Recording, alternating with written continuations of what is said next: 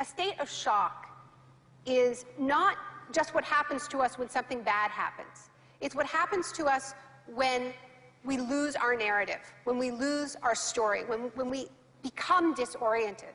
What keeps us oriented and alert and out of shock is our history. So a period of crisis like the one we're in is a very good time to think about history, to think about continuities, to think about roots. It's a good time to place ourselves in the longer human story of struggle.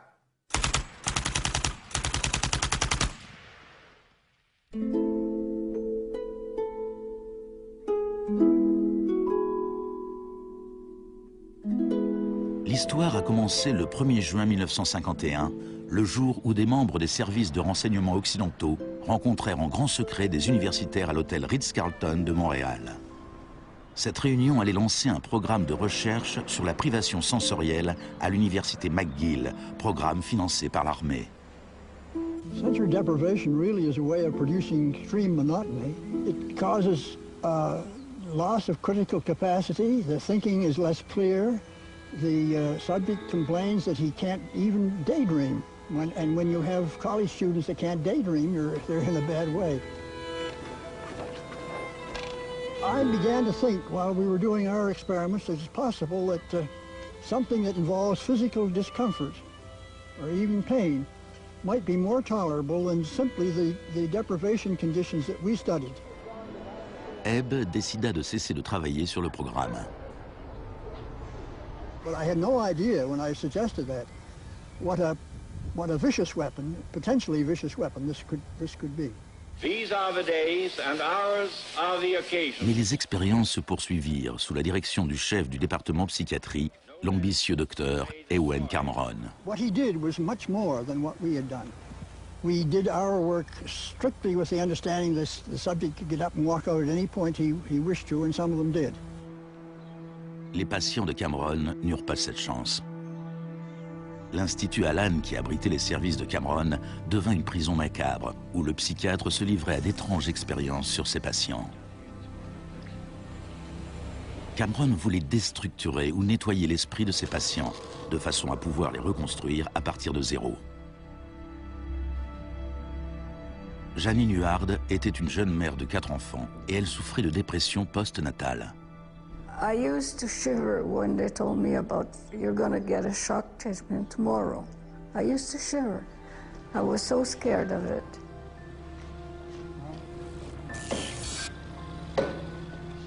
And I would wake up in another room, all mixed up and sad, and it used to make me very sad after.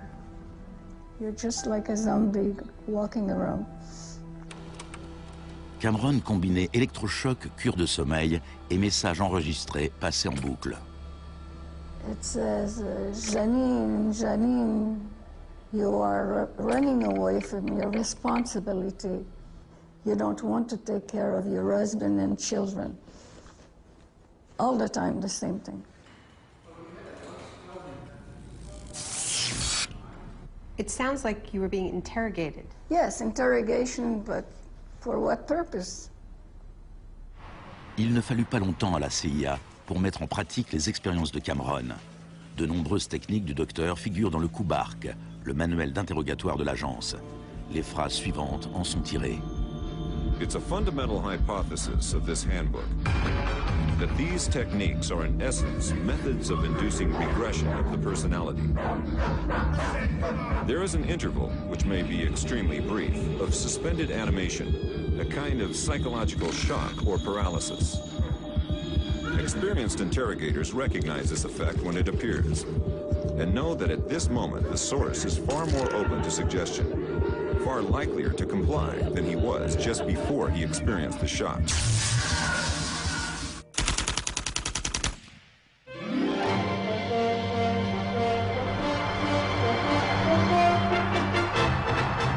À l'époque où Ewen Cameron menait ses expériences à Montréal, l'adepte d'un autre type de choc exerçait ses talents pas très loin de là. Milton Friedman enseignait l'économie à l'université de Chicago. Il croyait qu'une thérapie de choc appliquée à l'économie pousserait la société à accepter une forme plus dérégulée du capitalisme. En octobre 2008, au paroxysme de la plus grave crise financière depuis 1929, Naomi Klein se rendit à l'université de Chicago pour tenir une conférence sur Milton Friedman. When Milton Friedman turned 90, the Bush White House held a birthday party for him. And everyone made speeches, including George Bush. But there was a really good speech that was given by Donald Rumsfeld. My favorite quote in that speech from Rumsfeld is this. He said, "Milton is the embodiment of the truth that ideas have consequences." What I want to argue here is that the economic chaos that we're seeing right now on Wall Street and on Main Street and in Washington stems from many factors, of course, but among them are the ideas of Milton Friedman. Le krach de Wall Street en 1929 entraîna la Grande Dépression des années 30.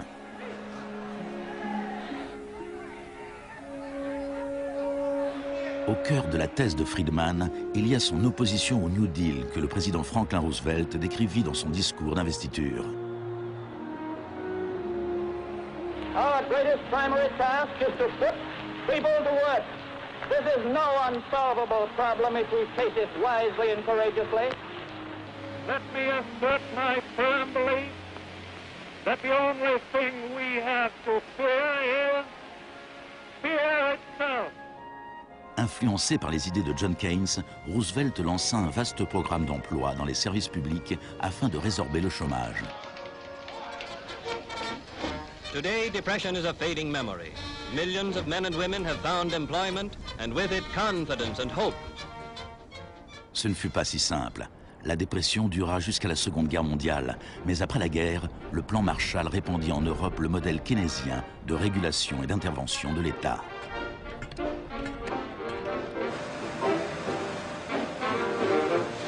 Les principes de Keynes étaient largement acceptés dans la société, mais pas au département d'économie de l'Université de Chicago.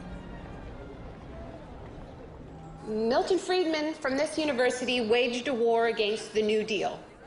Friedman était membre d'un petit groupe appelé la Société du Mont Pèlerin, dirigé par l'économiste autrichien Friedrich von Hayek.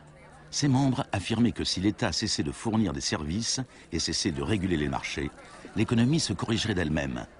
Dans les années 50, personne ne les prenait au sérieux. Mais ces 30 dernières années, leurs idées sont devenues la doctrine dominante en économie. The thesis of the shock doctrine is that we've been sold a fairy tale about how these radical policies have swept the globe. That they haven't swept the globe on the backs of freedom and democracy, but they have needed shocks, they have needed crises, they have needed states of emergencies. Milton Friedman understood the utility of crisis. Only a crisis, actual or perceived, produces real change. When that crisis occurs, the actions that are taken depend on the ideas that are lying around.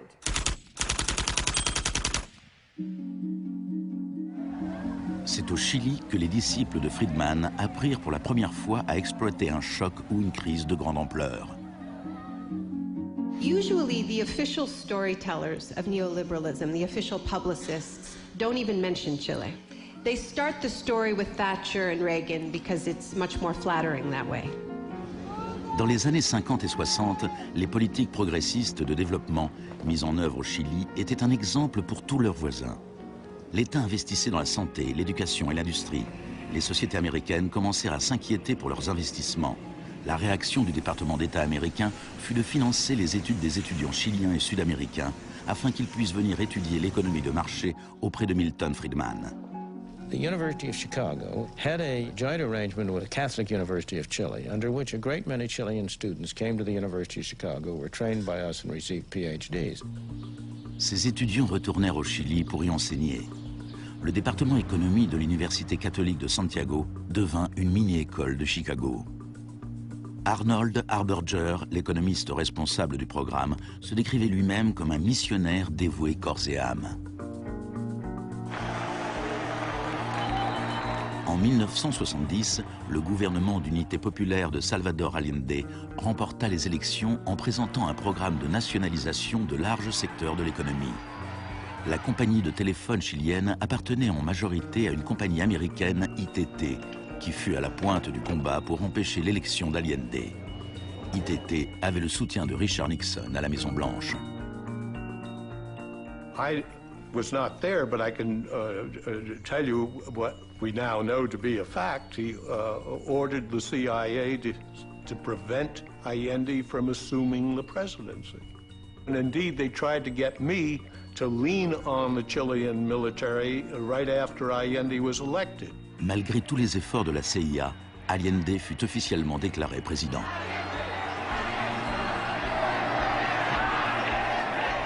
Richard Nixon donna l'ordre au directeur de la CIA de faire hurler l'économie. Señor Nixon es presidente de Estados Unidos y yo soy presidente de Chile.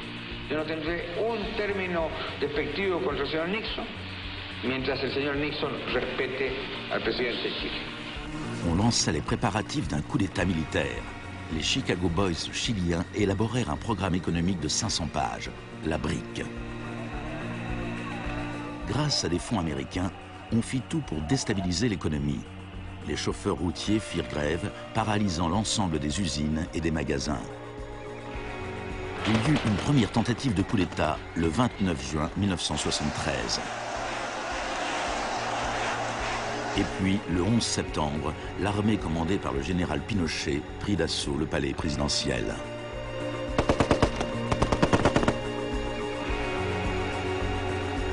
Cela faisait 41 ans que le Chili vivait dans une démocratie pacifique, quand elle fut brutalement renversée par la violence.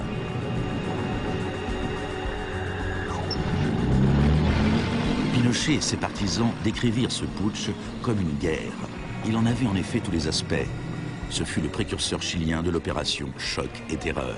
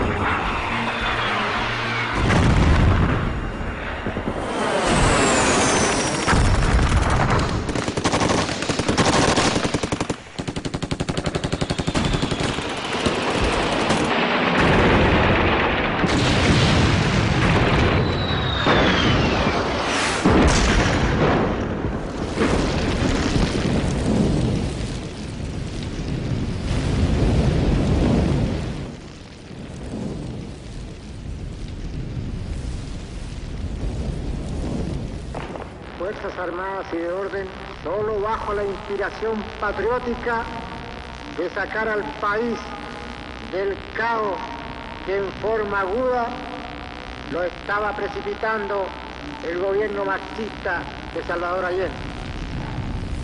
Les Chicago Boys remirent leur programme économique, la BRIC, à Pinochet.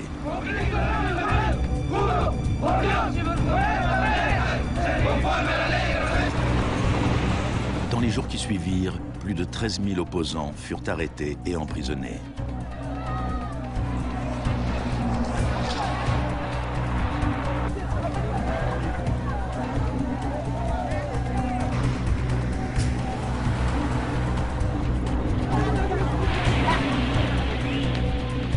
Des milliers de prisonniers furent enfermés dans le stade national.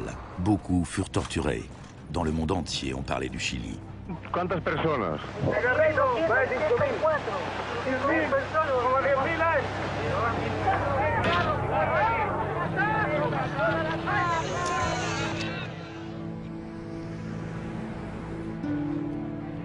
Début novembre, 5000 prisonniers furent relâchés. Les 900 hommes qu'ils laissaient derrière eux furent transférés dans d'autres centres de détention.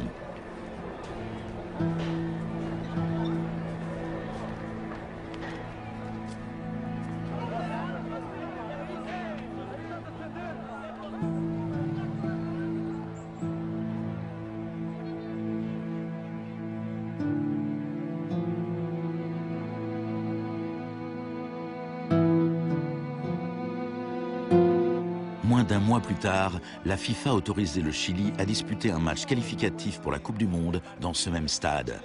Leur adversaire, l'Union soviétique, refusa d'y jouer. Le Chili fut autorisé à marquer dans un but vide et put ainsi disputer la Coupe du Monde 1974.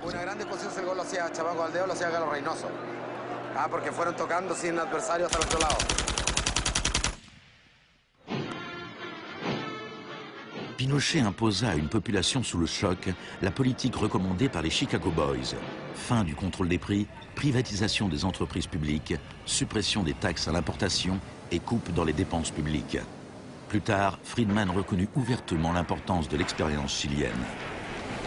Here was the first case in which you had a movement toward communism, which was replaced by a movement toward free markets. Ce fut un échec. Un an plus tard, l'inflation s'élevait à 375% par an. C'était la plus forte au monde.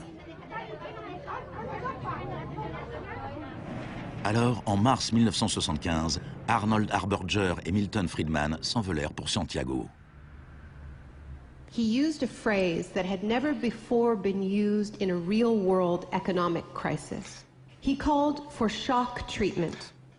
He said that he was like a doctor that was going to help a country that was suffering an epidemic, and he was simply prescribing the medicine. Friedman écrivit que le général Pinochet était séduit par l'idée d'un traitement de choc, mais qu'il était clairement effrayé par le chômage provisoire qui pourrait en découler.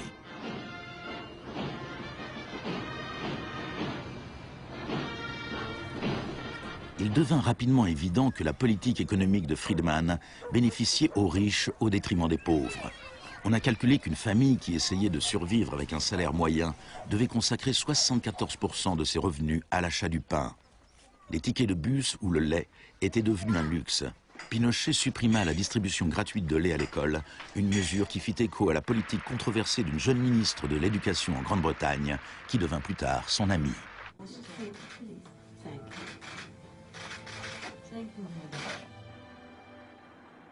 Pour mettre en œuvre cette politique économique, il fallait avoir un ennemi à craindre.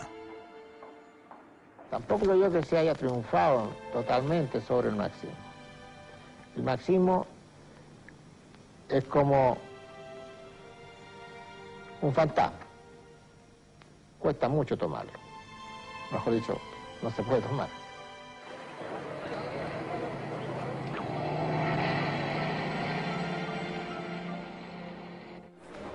Friedman et Harberger soutenaient que l'économie de marché était inséparable de la liberté et de la démocratie. Mais au Chili, où leurs idées étaient mises en application dans le contexte d'une dictature militaire, c'est le contraire qui était vrai. De nombreux Sud-Américains établirent un lien direct entre les chocs économiques qui appauvissaient des millions de gens et l'épidémie de torture infligée à ceux qui croyaient en une société différente. L'un d'entre eux était Orlando Letelier. Letelier avait été l'ambassadeur d'Allende à Washington. Il passa une année entière dans les prisons de Pinochet avant d'être exilé aux États-Unis.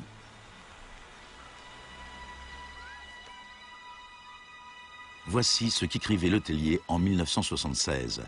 Ce plan économique a dû être imposé par la force et dans le contexte chilien, cela ne pouvait être obtenu que par l'assassinat de milliers de personnes, l'établissement de camps de concentration dans tout le pays et la détention de plus de 100 000 personnes en 3 ans.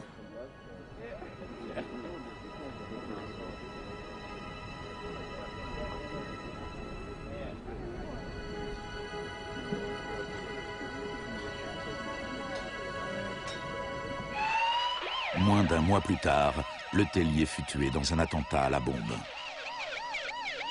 Good evening. A powerful bomb today tore through a car as it was driving along Washington's usually quiet Embassy Row. The Chilean was Orlando Letelier, who also had been foreign minister during the last months of the late Salvador Allende's Marxist regime. Richard Roth reports. Un membre de la police secrète de Pinochet, Michael Townley, était derrière l'attentat. Il était entré aux États-Unis grâce à un faux passeport avec l'accord de la CIA. Michael, buenas noches. Buenas noches, Pablo. La opinión del Poder Judicial chileno, ¿hay confianza en él? Mire, yo Confío plenamente en la justicia chilena como patriota y luchador antimarxista y juntista por sobre todas las cosas. Malgré sa confiance, Thornley fut extradé aux États-Unis et condamné pour le meurtre de Letellier.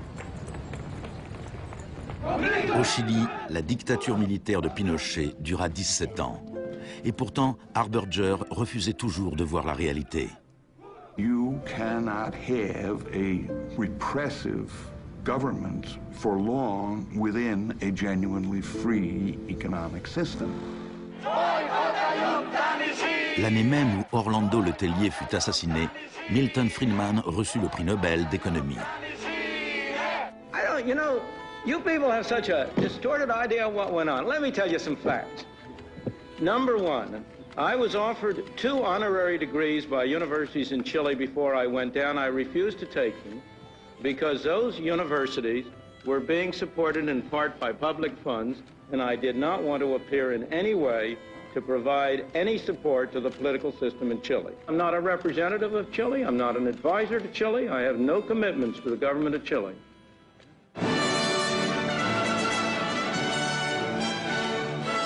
I now turn to you, Professor Milton Friedman.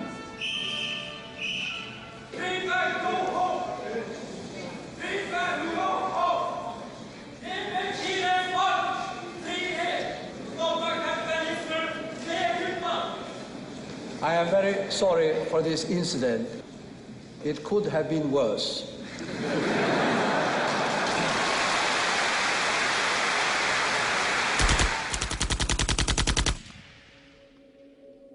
What I'm trying to do in the shock doctrine is tell an alternative history of how this savage stream of pure capitalism that we've been living, capitalism unrestrained, came to dominate the world.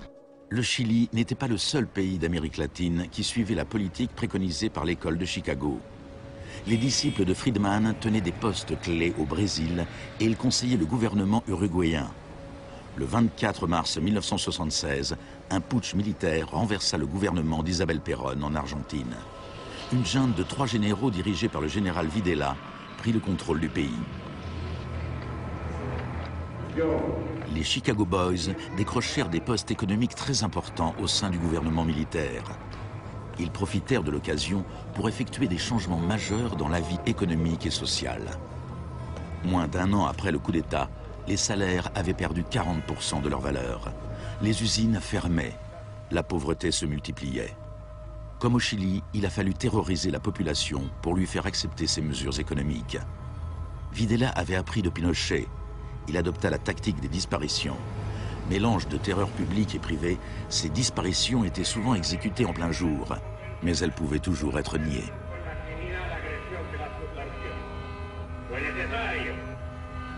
Cumplimiento de la misión que la nación le tiene asignada, articular la defensa de la sociedad argentina.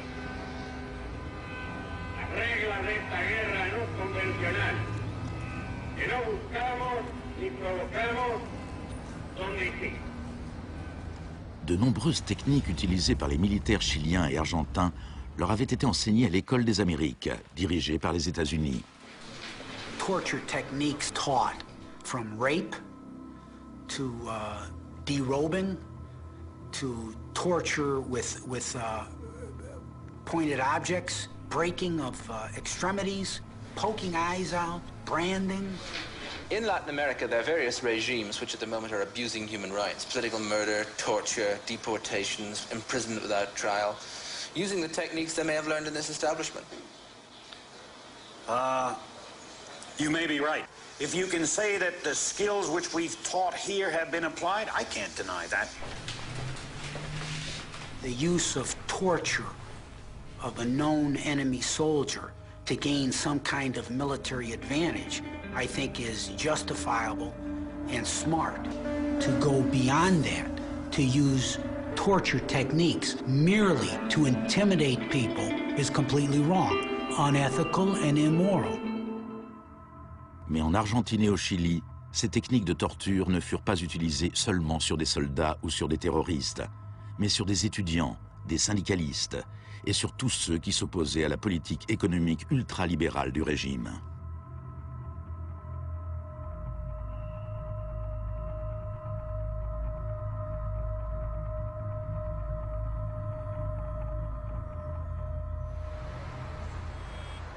En 1978, la junte accueillit la Coupe du Monde en Argentine. La finale se joua dans un stade situé à 1 kilomètre à peine du plus grand centre de détention du pays, où des milliers de prisonniers étaient torturés. Decir que con los goles, con el grito de gol, se tapaba la voz de los secuestrados, los gritos de los secuestrados era una realidad.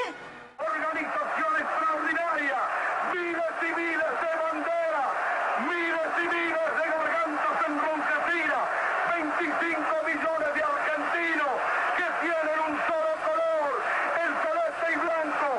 El fútbol ha hecho el milagro del país, de este maíz maravilloso que nos siguen atacando a aquellos. Et l'Argentine poussa le régime de la terreur encore plus loin que le Chili. Parmi les disparus se trouvaient des centaines de femmes enceintes. On les laissa accoucher avant de les exécuter. De todas aquellas mujeres que estaban embarazadas, les permitieron tener a sus hijos para una vez que nacieran, sacárselos. Y eso sucedió con 500. Yo soy uno de esos 500. Ces enfants, qui pour beaucoup d'entre eux furent élevés par des familles liées à l'armée, rappelaient clairement le projet de la junte qui visait à reconstruire la société tout entière.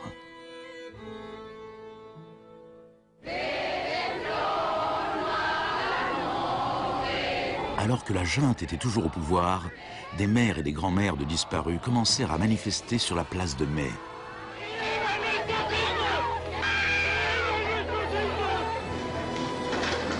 Elles se firent détectives et se lancèrent à la recherche des enfants disparus. Après l'effondrement de la junte, certains enfants furent retrouvés et rendus à leur famille. Parfois, on trouvait leurs restes. La plupart du temps, on ne retrouvait rien.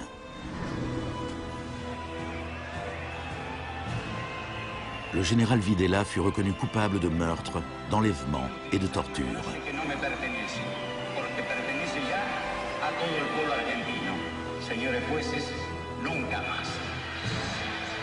Il fut condamné à la prison à perpétuité.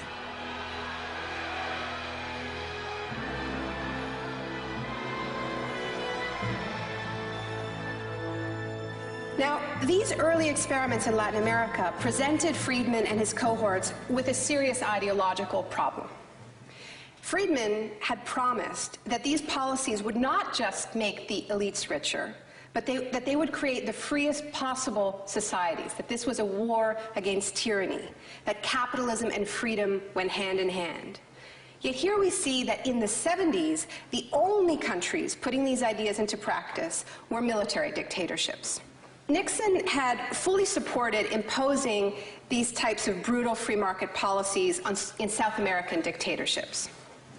But when it came to domestic economic policy in the United States, where Nixon had to worry about getting re-elected, it was a very, very different story.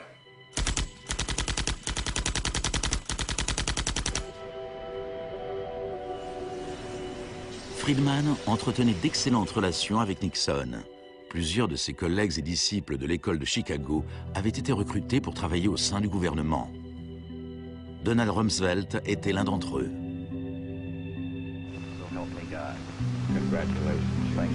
Mais en 1971, en plein marasme économique, Nixon tourna le dos aux idées de Friedman et imposa une politique de contrôle des salaires et des prix. Rumsfeld fut chargé de l'appliquer. I have for long been opposed to the wage and price control. I believe it involves government intervention with the freedom of individuals. I think it's intolerable. Cette politique keynésienne fut un succès et Nixon fut réélu pour un second mandat à une écrasante majorité. C'était un camouflet pour Friedman.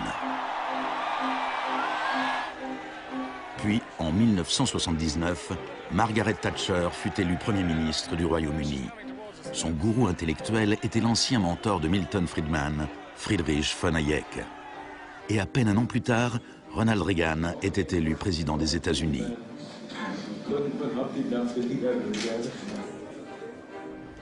La Grande-Bretagne et les États-Unis étaient désormais dirigés par des Friedmaniens sans état d'âme. Margaret Thatcher's program when she came in had 4 planks. Cut government spending, cut tax rates, reduce government ownership and operation of industries or regulation of industry, and have a moderate and stable monetary policy to bring down inflation. Après ses 3 premières années au gouvernement, le chômage avait doublé dans certains secteurs de l'économie, déclenchant des vagues de grève. La cote de popularité de Thatcher avait chuté de 25%. Des émeutes éclatèrent dans les grandes villes du royaume. Même les admirateurs de Thatcher se posaient des questions. The economic performance of the Thatcher government has been mixed.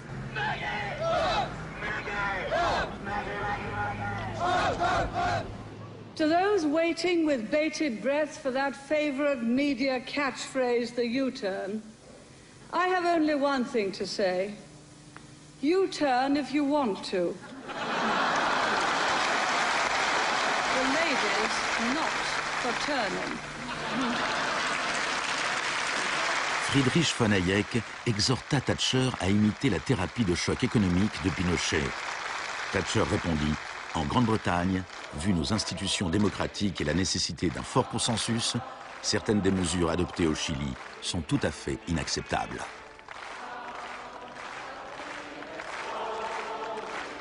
Thatcher's profound unpopularity seemed to be proving once again that free market fundamentalism was simply too unpopular, too directly harmful to too many people to survive in a democratic state where governing requires getting the consent of the governed, unlike a military dictatorship.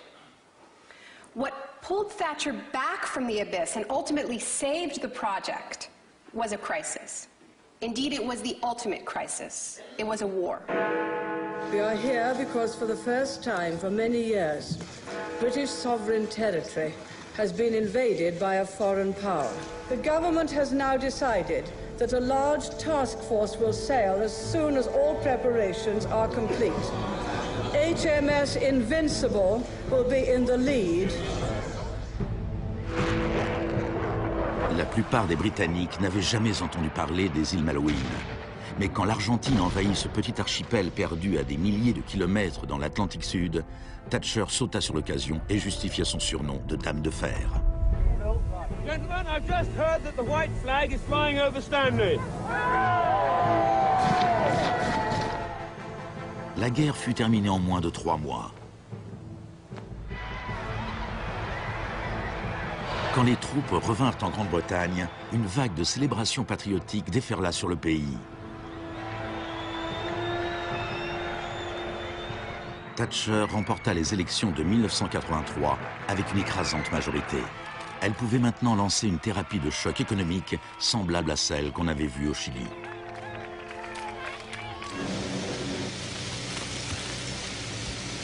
L'Union nationale des mineurs était alors le plus puissant syndicat britannique.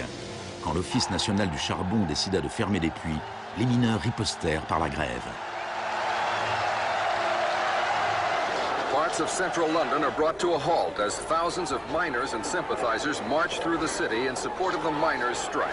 It's Britain's longest and most bitter since 1926, and the most expensive ever. La grève dura presque 1 an.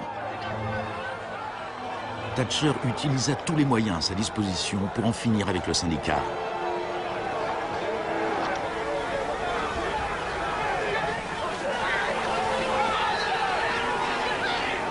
Les mineurs finirent par perdre la bataille.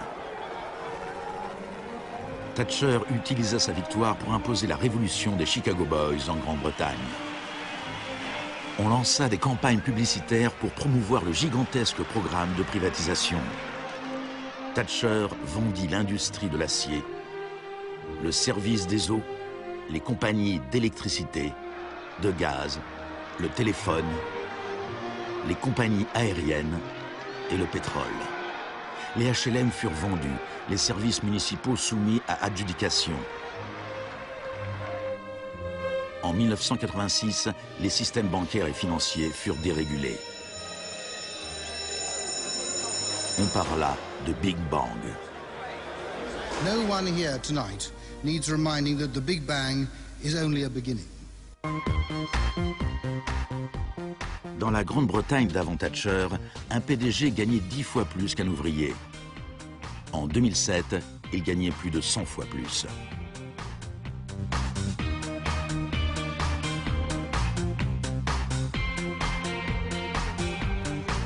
Aux États-Unis avant Reagan, un PDG gagnait 43 fois plus qu'un salarié moyen. En 2005, il gagnait plus de 400 fois plus que ce même salarié.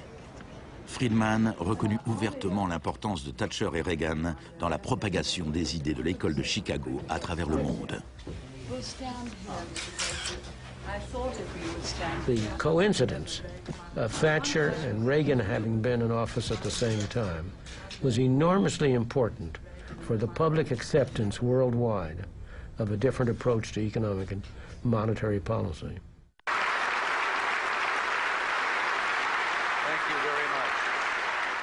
What I'm describing now is a plan and a hope for the long term. The march of freedom and democracy, which will leave Marxism, Leninism on the ash heap of history as it has left other tyrannies which stifle the freedom and muzzle the self-expression of the people.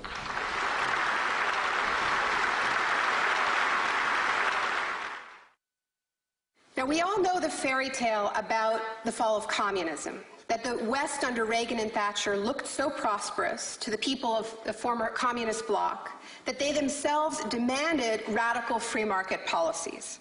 Now, this really is a fairy tale. It is true that people who had been living under authoritarian communism genuinely wanted democracy. And it's also true that people wanted to be able to go out and buy blue jeans and have Big Macs. That is true. But that does not mean that they wanted the kind of Wild West capitalism of oligarchs gone mad and no social protections that so many Eastern Bloc countries actually ended up with and suffer under to this day. Thatcher, qui avait fait tout ce qu'elle pouvait pour briser la puissance des syndicats en Grande-Bretagne, se rendit en Pologne en 1988 pour afficher son soutien au syndicat ouvrier Solidarność.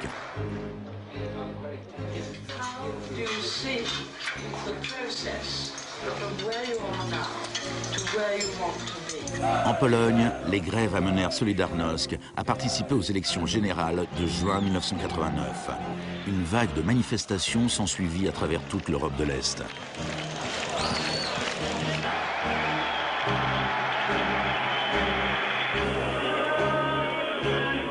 Par le passé, l'Union soviétique avait écrasé par la force tout mouvement démocratique. Mais l'Union soviétique avait à sa tête un nouveau type de leader. Mikhail Gorbatchev était engagé à fond dans la glasnost et la perestroïka. Il parlait d'une troisième voie, d'une transition progressive vers une social-démocratie à la scandinave, quelque chose qui serait situé entre l'économie de marché capitaliste et le communisme. Gorbatchev plaisait au public et aux politiciens occidentaux.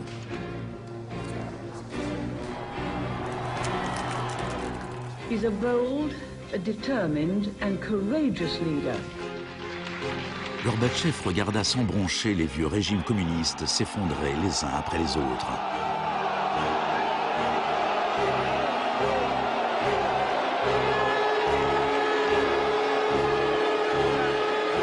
À la fin de l'année, le plus célèbre symbole de la division de l'Europe s'écroulait.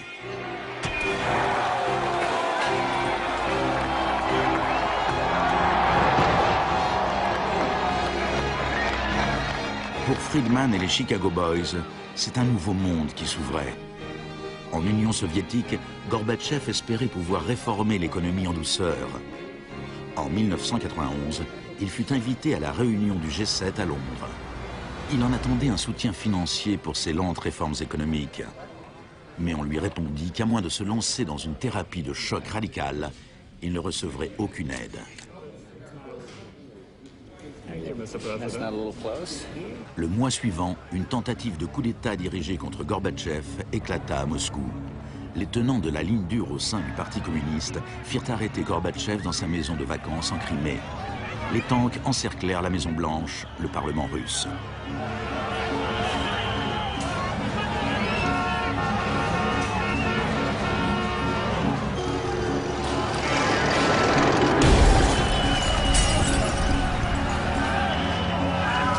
Amid the chaos of street clashes, it was obvious that to reinforce their position, the hardliners would have to resort to violence. Such action between the people and the security forces has not been seen since the early days of the Russian Revolution. By dawn this morning, amid a sea of debris, it was becoming clear that the coup was disintegrating. The Russian parliament building was unscathed. The military had not made their move. Inside, Boris Yeltsin was more powerful than ever. Ce fut l'heure de gloire de Boris Eltsine.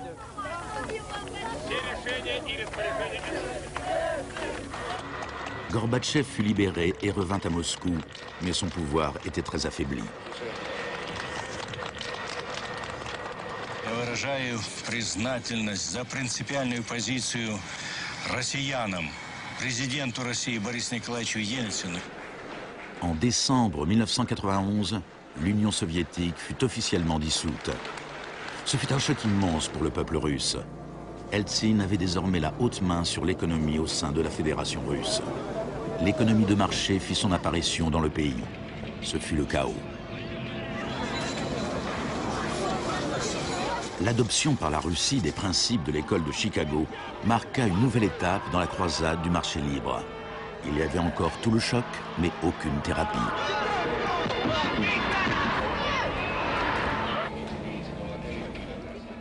On vantait l'émergence d'un capitalisme populaire, mais dans les faits, seule une petite poignée d'affairistes amassait des fortunes considérables. Les entreprises publiques furent bradées à des prix ridiculement bas. La presse russe surnomma les conseillers d'Eltsine les Chicago Boys.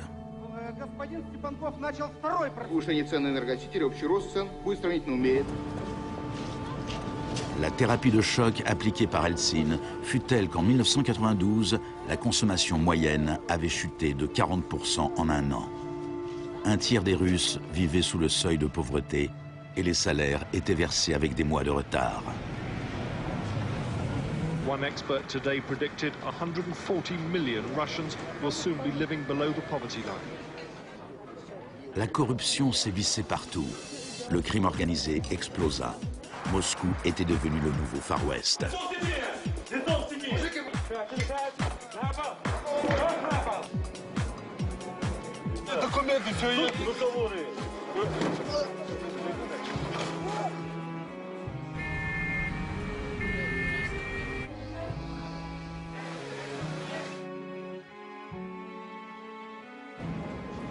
La majorité des Russes était contre les changements radicaux préconisés par les Chicago Boys.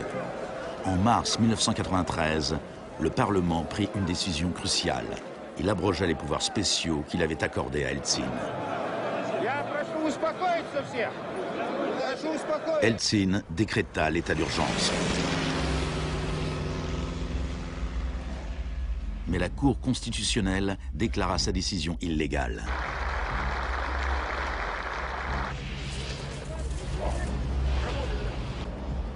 Le 21 septembre, Eltsine opta pour la solution Pinochet et fit dissoudre le Parlement.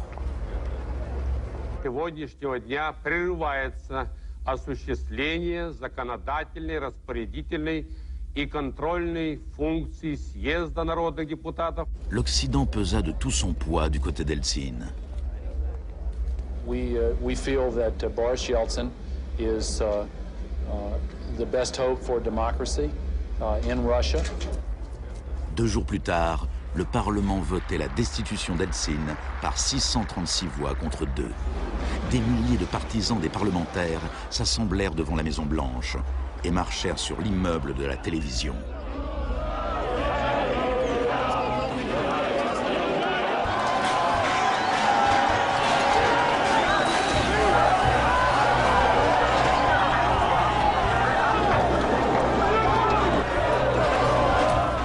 Les partisans du Parlement semblaient l'emporter. Eltsine interrompit ses vacances et rentra précipitamment à Moscou. Cette nuit-là, les troupes d'Eltsine reprirent l'initiative et une centaine de manifestants furent tués.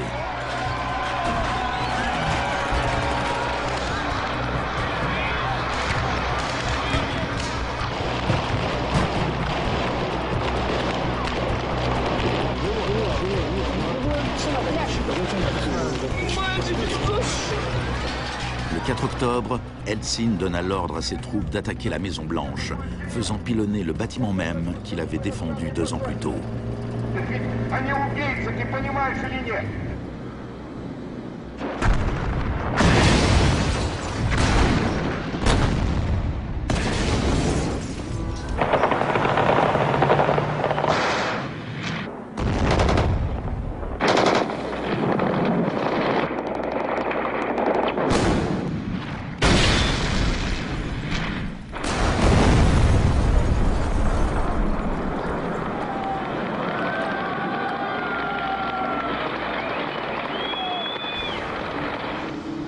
Warren Christopher, le secrétaire d'État américain, déclara « Les États-Unis ne soutiennent pas de gaieté de cœur la dissolution du Parlement, mais les circonstances sont exceptionnelles. »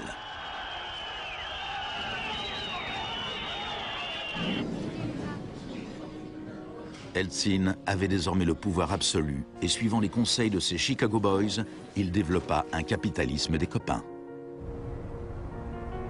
On privatisa ce qui restait des entreprises industrielles d'État, en créant au passage une nouvelle classe d'hommes d'affaires milliardaires, dotés d'une énorme influence politique, les oligarques. En 1998, 80% des fermes russes étaient en faillite et 70 000 usines d'État avaient fermé.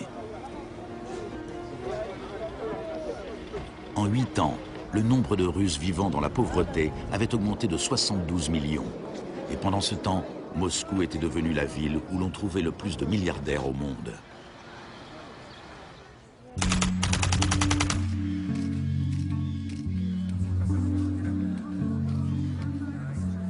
Good afternoon. Thank you for coming. Today it is my honor to announce that I'm submitting the name of Donald Rumsfeld to be Secretary of Defense. I look forward to serving our country again. Rumsfeld avait déjà été secrétaire d'État à la Défense sous Gerald Ford, quand l'ennemi que l'on était censé craindre s'appelait l'Union soviétique. I'm not saying with certainty that the Russians are coming. I'm saying the trends are here. I'm not saying the Russians are 10 feet tall. I'm saying they used to be 5'3". They're now 5'9.5", and they're growing.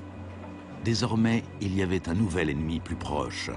Dans un discours tenu le 10 septembre 2001, Rumsfeld annonça son intention de privatiser une grande partie de l'armée américaine. Milton Friedman aurait été fier de lui. Rumsfeld déclara « Le sujet aujourd'hui, c'est un adversaire qui pose une menace sérieuse pour la sécurité des États-Unis d'Amérique. Cet adversaire est l'un des derniers bastions de la planification. Il gouverne en imposant des plans quinquennaux. Cet adversaire vous rappelle peut-être l'ex-URSS, mais cet ennemi-là a disparu. Cet adversaire est plus proche de nous.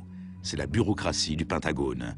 Aujourd'hui, nous déclarons la guerre à la bureaucratie. » Le lendemain, le vol 77 d'American Airlines s'écrasait sur le Pentagone, causant la mort de 184 personnes.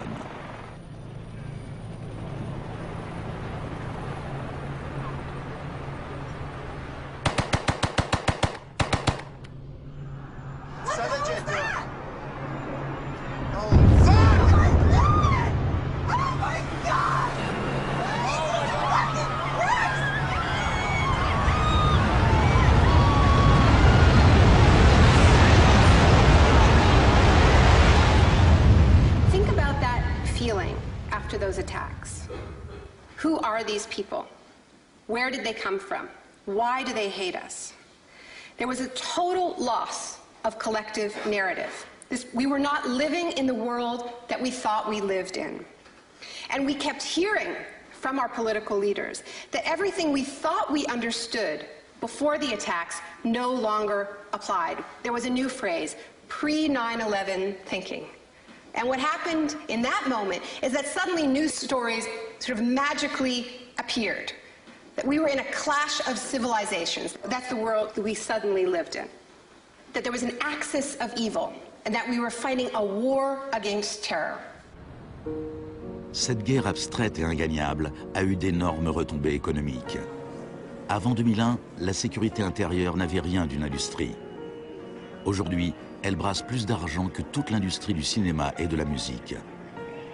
Entre le 11 septembre 2001 et l'année 2006, le département de la sécurité intérieure a offert 130 milliards de dollars de contrats aux entreprises privées. C'est le complexe du capitalisme du désastre, une nouvelle économie bâtie sur la peur. This will be monumental struggle of good versus evil.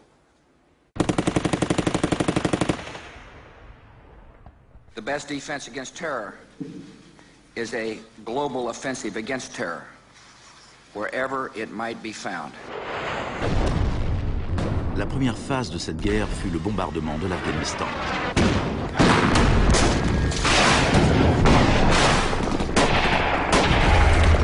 Le gouvernement des talibans fut rapidement renversé. La gestion de l'après-guerre fut plus compliquée. Our fight against terrorism began in Afghanistan, but it will not end there. We're primarily looking at detainees that we can use. We're collecting intelligence.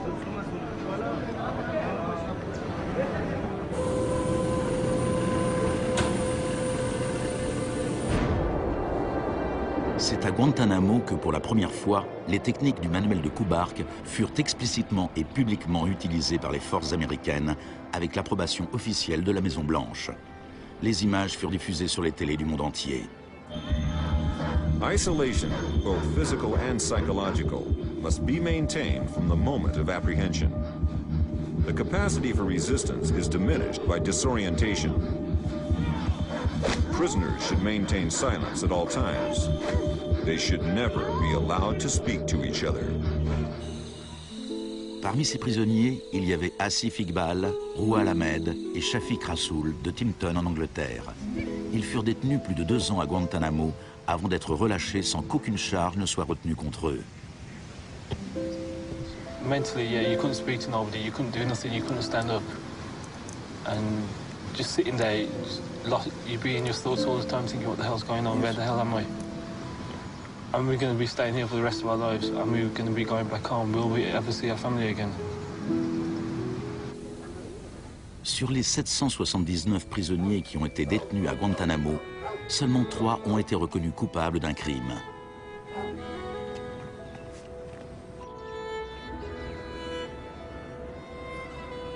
Well, the only thing I know for certain is that these are bad people. It was a message to the whole world, and the message was clear. It was, this is what happens to you if you get in our way. The war on terror is not about one man, and it is not about one country. De nombreuses raisons furent avancées pour justifier l'invasion de l'Irak. Mais si les États-Unis avaient vraiment voulu attaquer un pays où se cachaient sans doute les chefs d'Al-Qaïda, un pays qui possédait l'arme nucléaire et qui vendait cette technologie nucléaire à d'autres pays, alors c'est le Pakistan qui aurait dû être visé. Le Pakistan entretenait des relations étroites avec les talibans et il était dirigé par un dictateur militaire. Mais George Bush choisit comme cible l'Irak, un pays qui possédait les 3e plus grandes réserves de pétrole au monde.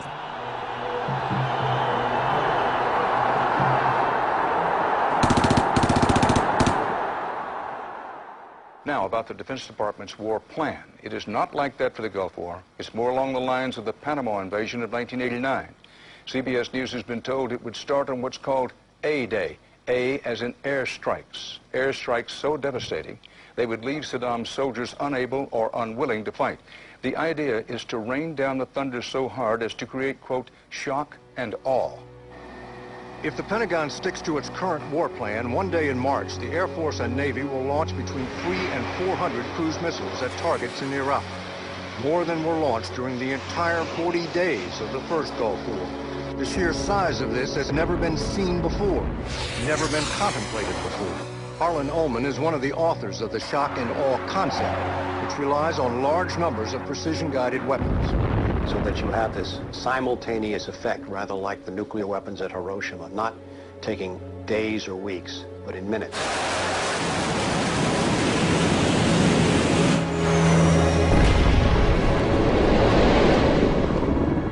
You also take the city down. By that I mean you get rid of their power, their water, and you begin this relentless campaign to wear them down so that 2, 3, 4, 5 days they are physically, emotionally, and psychologically exhausted.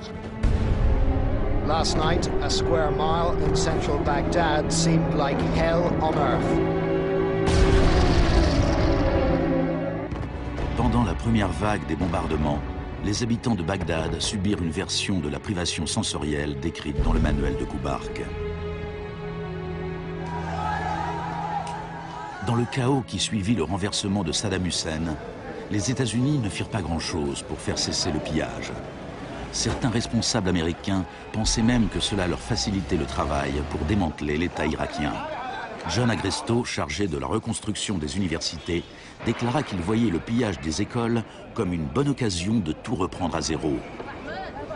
En réalité, avant les sanctions, l'Irak avait le meilleur système éducatif de la région. 89% des Irakiens étaient alphabétisés. Par comparaison au Nouveau-Mexique d'où venait John Agresto, 46% de la population était techniquement illettrée. In Iraq, you had three distinct forms of shock that were all working together and reinforcing each other. You had the shock of the war, which was immediately followed by economic shock therapy imposed under Paul Bremer. And as resistance to that economic transformation, that very rapid economic shock grew, you had the shock of enforcement, including torture. Three different kinds of shock.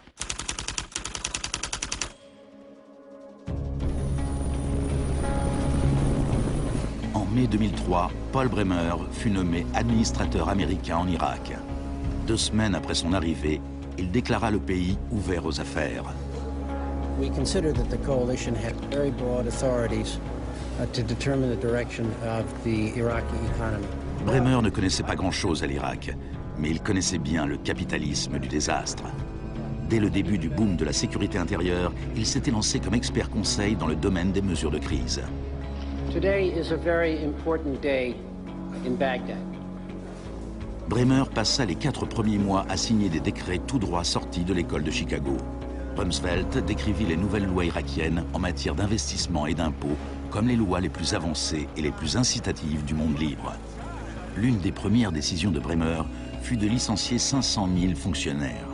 Ce fut présenté comme une mesure de débahatification, mais le démantèlement de l'État était aussi une mesure typiquement friedmanienne. On promit des aides pour la reconstruction. Our investment in the future of Afghanistan and Iraq is the greatest commitment of its kind since the Marshall Plan. Mais dans la réalité, les choses furent tout à fait différentes. Le plan Marshall avait pour objectif de relancer l'industrie européenne, alors que l'argent de l'aide américaine en Irak est allé dans les poches des compagnies américaines. Quand du travail provenait jusqu'aux Irakiens, c'était tout au bout d'une chaîne de sous-traitants. Creative Associates reçut plus de 100 millions de dollars pour rédiger des programmes éducatifs et imprimer les nouveaux manuels scolaires. La société de conseil en management et technologie Bearing Point reçut 240 millions de dollars pour élaborer un modèle économique basé sur le marché applicable à l'Irak. La société RTI, basée en Caroline du Nord, toucha 466 millions de dollars pour ses conseils afin d'introduire la démocratie en Irak. Et Halliburton reçut 20 milliards de dollars pour ses frais, en plus de ses contrats irakiens. Parsons reçut 186 millions de dollars pour construire 142 cliniques. On en construisit seulement 6. La fourniture d'eau et d'électricité ne s'améliorera pratiquement pas, malgré les milliards dépensés pendant les 4 premières années. We're going to succeed here, and when we succeed here, we will have done something important, not just for 25 million Iraqis. We will have done something that serves Western interests in this whole region. Même la nouvelle monnaie irakienne était imprimée à l'étranger. Let me show you an example of these notes. Les Américains allèrent jusqu'à payer des entreprises privées pour qu'elles contrôlent le travail des entreprises privées qui avaient obtenu des contrats.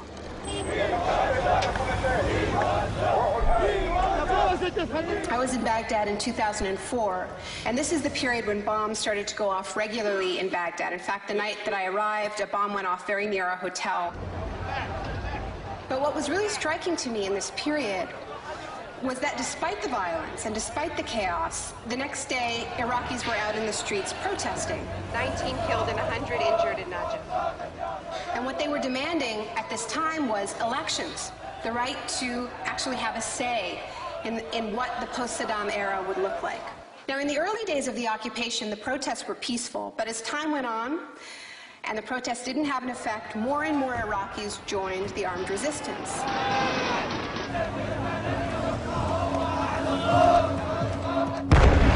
La violence devint le lot quotidien.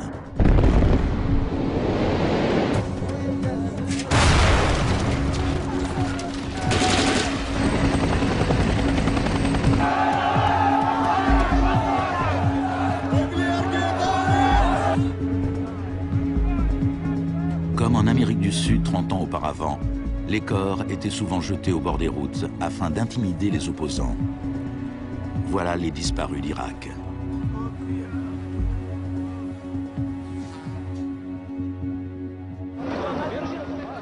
Il fallut prendre des mesures extrêmement violentes pour supprimer l'opposition.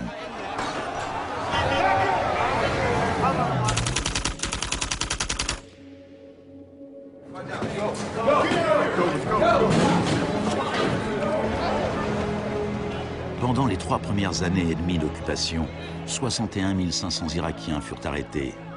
Au printemps 2007, 19 000 étaient encore emprisonnés. En prison, ils subirent des interrogatoires dont les techniques remontaient à celles que la CIA avait mises au point à la suite des expériences du docteur Cameron dans les années 50.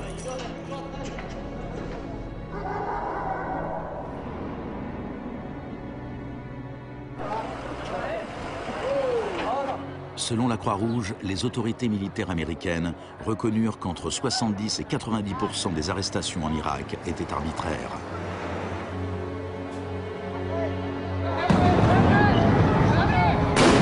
Le chaos irakien ressemble bien à un échec pour la thérapie de choc.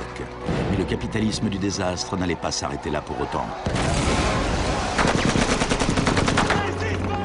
Le désastre lui-même présentait une bonne occasion de s'enrichir.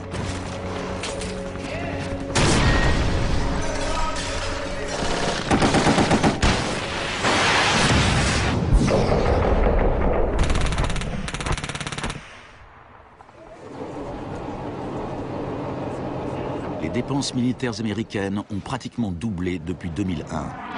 Elles frôlent maintenant les 700 milliards de dollars par an. Déjà en 1961, le président Eisenhower, qui était pourtant tout sauf un homme de gauche, soulignait les dangers d'un appareil militaire trop puissant. Now this conjunction of an immense military establishment and a large arms industry is new in the American experience. We must guard against the acquisition of unwarranted influence, whether sought or unsought, by the military-industrial complex. We must never let the weight of this combination endanger our liberties or democratic processes. Il n'y a jamais eu dans l'histoire récente de guerre aussi privatisée que cette guerre en Irak. La zone verte de Bagdad est une version extrême de ce qui se passe ailleurs sur la planète. On a là un monde privatisé qui vit en sécurité, protégé du chaos extérieur.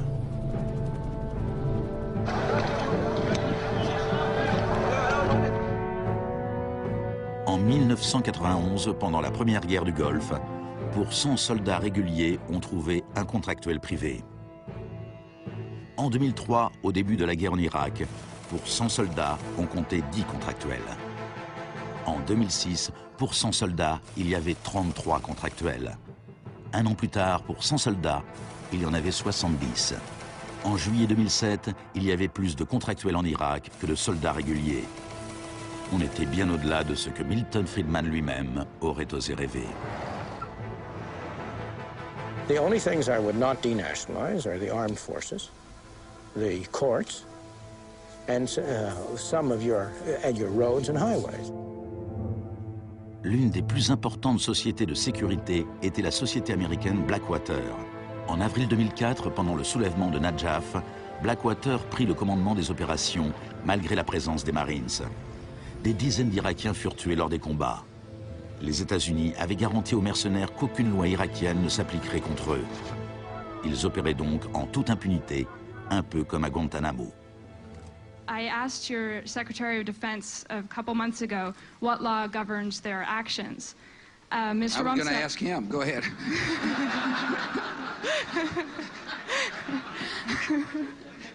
Help. Well, I was hoping... De même que la thérapie de choc de Cameron laissait ses patients perdus et brisés, les multiples chocs infligés à l'Irak ont réduit le pays à un violent chaos sectaire, sans foi ni loi.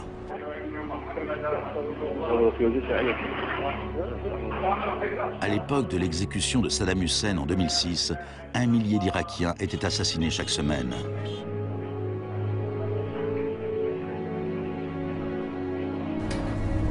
En avril 2007, le Haut Commissariat des Nations Unies pour les réfugiés estimait à 4 millions le nombre de personnes qui avaient dû quitter leur maison. Des centaines de milliers d'Irakiens étaient morts. I think the historians will write very clearly that we did a great and noble thing here.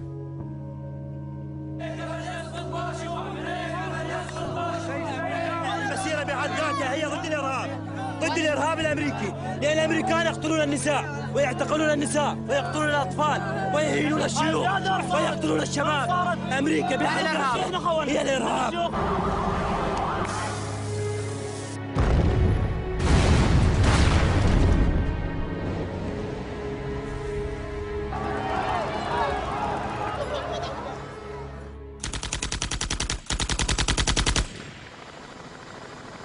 Quand l'ouragan Katrina frappa la Nouvelle-Orléans en août 2005, le monde découvrit avec stupéfaction une sorte d'apartheid du désastre. Les habitants les plus fortunés quittèrent la ville, tandis que des dizaines de milliers de gens vulnérables restaient coincés sans recevoir quasiment aucun secours de l'État. I went to New Orleans while the city was still underwater. And what I saw was that what I had witnessed in Iraq was repeating, not in the aftermath of a war, but in the aftermath of a tremendous natural disaster. Milton Friedman died in 2006. His very last piece of public policy recommendation was an op-ed he wrote for the Wall Street Journal 3 months after Katrina. He said, most New Orleans schools are in ruins, as are the homes of children who have attended them. The children are now scattered all over the country. This is a tragedy. It is also an opportunity to radically reform the education system. He was advocating the wholesale privatization of the school system of this city. It was his sort of swan song.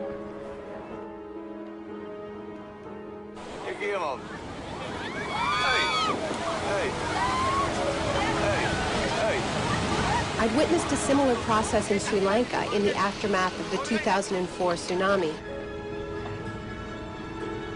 People who lived on the beaches for generations were prevented from returning so that the land could be privatized and sold off to luxury hotels.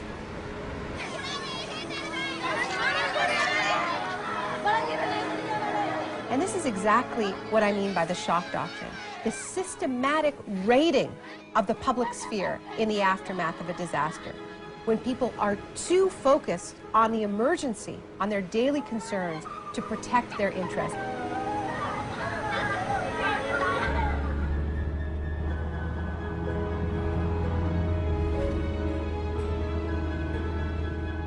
Le premier acte de résistance consisterait peut-être à refuser qu'on efface notre mémoire collective. En 2008, Naomi Klein se rendit à la Villa Grimaldi avec Isabelle Morel, la veuve d'Orlando Letelier. La Villa Grimaldi est un témoignage de la barbarie du régime de Pinochet et de sa défaite finale. Villa Grimaldi fue el principal centro de tortura mientras se buscaba implementar la política de shock económico. Esta es la que tú señalas en el libro como las casas de uno por uno donde estaban los detenidos en Villa Grimaldi. It's not that I loved Pinochet, but I think that he was our teacher in many things. We learned about evil.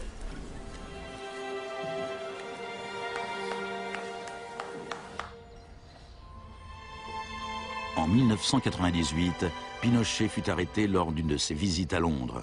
Sa vieille alliée Margaret Thatcher lui apporta son soutien. I know how much we owe to you.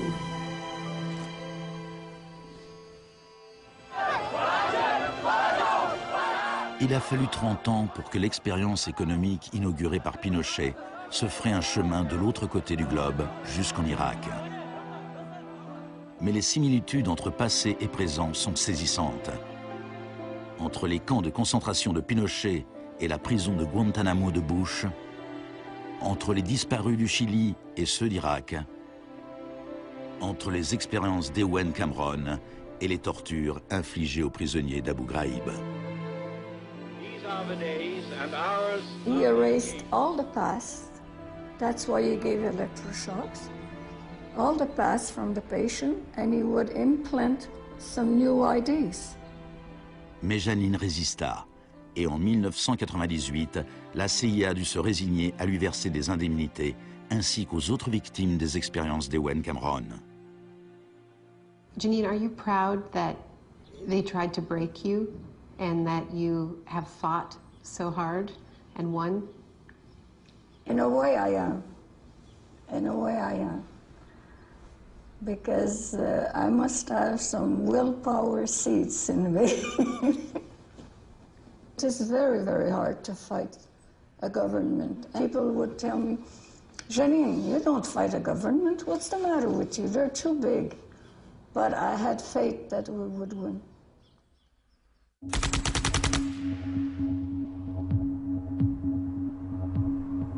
Par nature, les marchés dérégulés sont volatiles. On laisse enfler des bulles financières qui inévitablement explosent. Depuis la dérégulation et le Big Bang des années 80, il y a eu plusieurs krachs boursiers. En 1987, il y eut le lundi noir. Les marchés dégringolèrent. Ce fut la plus forte chute de l'histoire du marché financier sur une seule journée. En 1992, il y eut le mercredi noir, le jour où les spéculateurs firent fortune en misant contre la livre sterling. En 1997, la contagion atteignit l'Asie. En un an, 600 milliards de dollars disparurent en fumée sur les places boursières.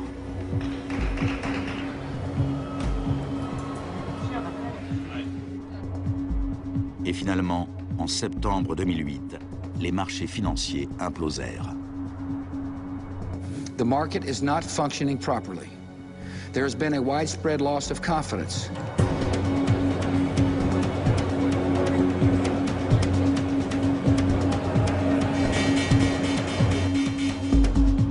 Le 14 septembre, Lehman Brothers se déclara officiellement en faillite. Et pourtant, une semaine plus tard, on apprenait que ces traders de New York allaient se partager 2,5 milliards de dollars de bonus. On estime que les firmes de Wall Street ont versé 18,4 milliards de dollars de bonus l'an dernier, l'année du krach. Despite the torrent of populist rhetoric about taking on the fat cats and standing up for the little guy and saving Main Street, not Wall Street, we are witnessing a transfer of wealth of unfathomable size. It is a transfer of wealth from public hands, from the hands of government, collected from regular people in the form of taxes, into the hands of the wealthiest corporations and individuals in the world. Needless to say, the very individuals and corporations that created this crisis. We are in the midst of a once-in-a-century credit tsunami. I found a flaw. I don't know how significant or permanent it is, but I've been very distressed by that fact. Aux États-Unis, c'est la crise financière qui a assuré la victoire d'Obama. Les Américains voulaient changer de cap. Hello, Chicago!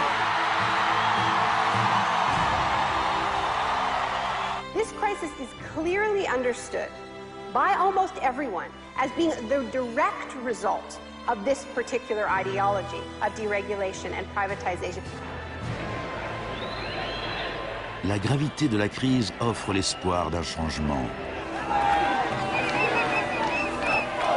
The shock doctrine as a strategy relies on us not knowing about it for it to work. And what I find most hopeful about the current economic crisis is that this tactic is getting tired, because that element of surprise is no longer there. We're on to them, and it's not working.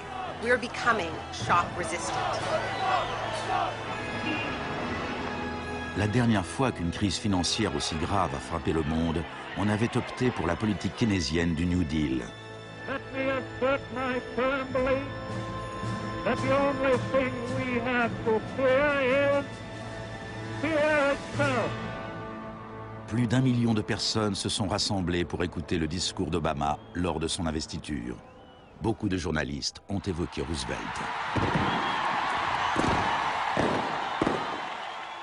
Now, there's been a lot of talk recently about comparing Obama to Franklin Delano Roosevelt. So I want to talk a little bit about FDR, because there's a great FDR story. And it could be an apocryphal one. About when he would be visited by some progressive organization or a union, and they would be proposing some new progressive policy that they wanted to be part of the New Deal. And he would hear them out, and he would listen to them, and then at the end he would say, now go out there and make me do it. And they did. In 1937, which was a pivotal year for the New Deal, do you know how many strikes there were in this country? 4,740 strikes, lasting an average of 20 days. Do you know how many strikes there were in 2007? 21. Now, the other reason to remember this history of struggle is that it tells us something very important, something that we need to remember at this moment when so much is at stake. It teaches us that if we want responses to this economic crisis that leave us with a world that is healthier, that is more just, that is more peaceful, we are going to have to go out there and make them do it. Thank you.